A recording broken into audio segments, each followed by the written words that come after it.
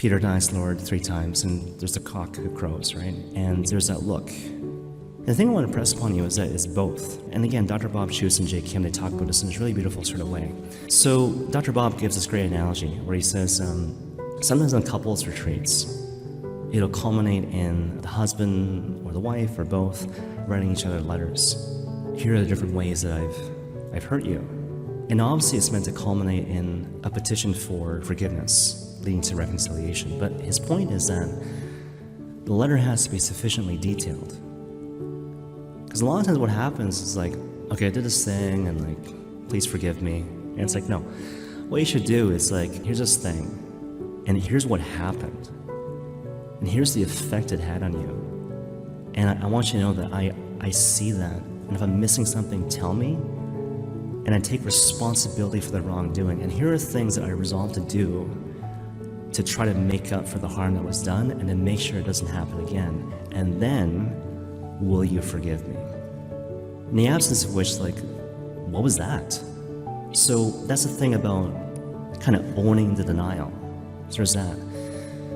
But the other part of it is obviously to look.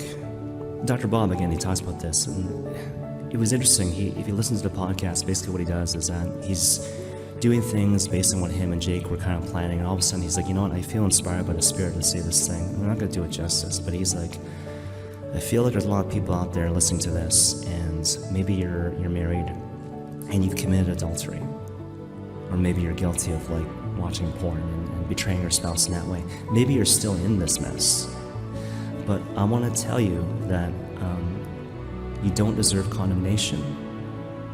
You need love, and you deserve love.